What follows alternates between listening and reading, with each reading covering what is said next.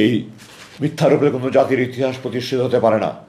একজন মুখের কথার উপরে কোনো ব্যক্তির জাতির ইতিহাস আল্লাহ কোরআনে বলেছেন আল্লাহর একত্বে, আল্লাহর পূর্ণত্বে, আল্লাহর অস্তিত্বে বিশ্বাস করতে হবে, না হলে জাহান্নামে যেতে হবে।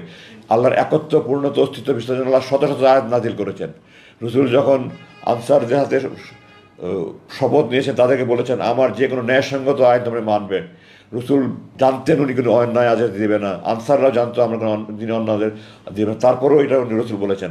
আর একজন শেখ মুজিব সাহেব উনি 3 লক্ষ বলতে গিয়ে 3 মিলিয়ন বলেছেন এবং এটাই 30 লক্ষ হয়ে গেছে। একটা জরিপ ছাড়া কোনো রকমের কোনো কিছু ছাড়া 30 লক্ষ মা বোনের শহীদ বলে বলে তারা মানুষের আবেগকে কাজে লাগিয়ে মানুষকে প্রতারণা করেছে।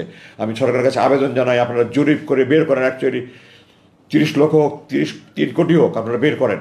আমার জানা মতে এটা 2,86,000 একটা জরিপ হয়েছিল, এটা 2,86,000 ছিল দেখে তারা প্রচার করেনি। ওই 3 লক্ষটাকে 30 লক্ষ বানিয়ে তারে 2 লক্ষ মা বোন ধর্ষিত হয়েছে। এখনও সময় আছে, এখনও সেই 72 লোকজন বেঁচে আছে। আমরা সারা দেশে একটা জরিপ করে এই 3 লক্ষ না 30 লক্ষ 2 লক্ষ মানুষ শহীদ হয়েছে কিনা জাতিকে সত্য ইতিহাস জানতে দিন। আমাদের নতুন প্রজন্মকে মিথ্যার উপরে আপনারা জাতিকে গড়ে তুলতে দেবেন না, দয়া করে আল্লাহর ওয়াস্তে। আপনারা যদি দেশপ্রেমিক হন একটা সত্যিকারের জরিপ করে এটা ব্যবস্থা করেন।